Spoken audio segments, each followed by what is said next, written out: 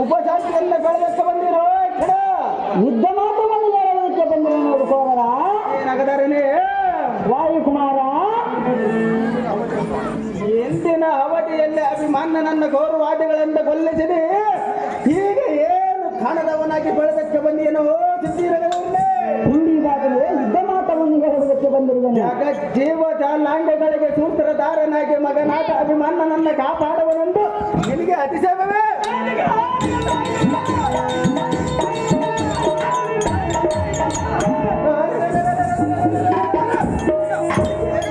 ಮಾಯಾಕಾರವು ನೀನೆಯು ಎನೆಯನ್ನು ತಿಳಿದಿಲ್ಲವೇ?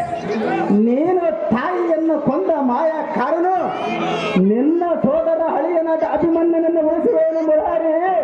ನಿನ್ನ ಮಾತ್ರ ಎಂದಿಗೆ ನಂಬಲಾರನು ಶ್ರೀಹರಿ. ಆಹಾ, ಏನು ಮಾತನಾಡಿದ ಭೀಮಸೇನ? ಎಷ್ಟ ಮಾತನಾಡುವನಿಗಿಷ್ಟ?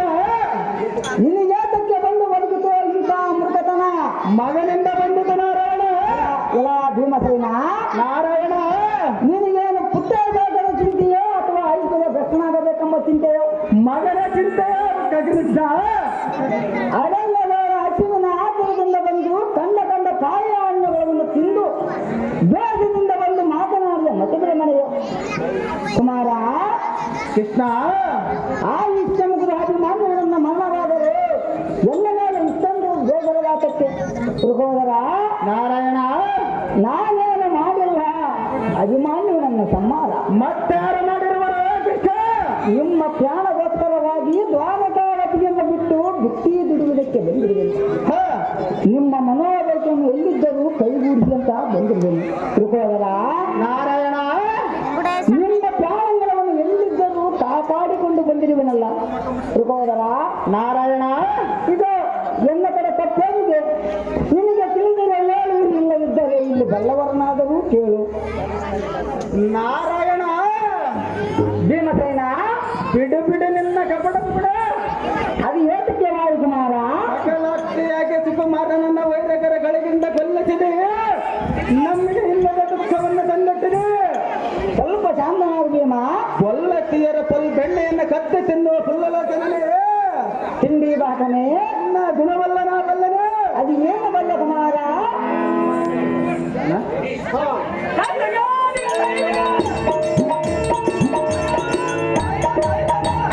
ಸಕಲ ಹೃದಯಾಂತಕನಾಗಿ ಅಭಿಮಾನ್ಯನನ್ನು ವೈರಿಗಳ ಕಡೆಯಿಂದ ಕೊಲ್ಲಿಸಿದೆ.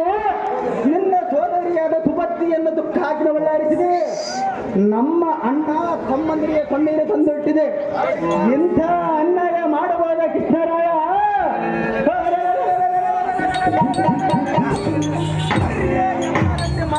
ನಿನ್ನ ಚಮತ್ಕಾರ ಎನ್ನ ಮುಂದೆ ತೋರು ಬಂದರೆ ನಿನ್ನ ದಾರ್ಢ್ಯಪರವು ನಿನ್ನ ಅಗ್ರಜನಾದ ಬಲದಾದ ಬಲರಾಮ ಬಲರಾದ ಯಾಗವರ ಪರಿವಾರರನ್ನು ಶಿರ ಸಮುದ್ರಕ್ಕೆ ಒತ್ತ ಒಯ್ದಿದ್ದರೆ ಭೀಮ ನಮ್ಮ ನಾಮಗತಕ್ಕೆ ನಾರಾಯಣ ಎಲ್ಲ ಕರೆಯಲ್ಲಿ ಮರೆಯುವ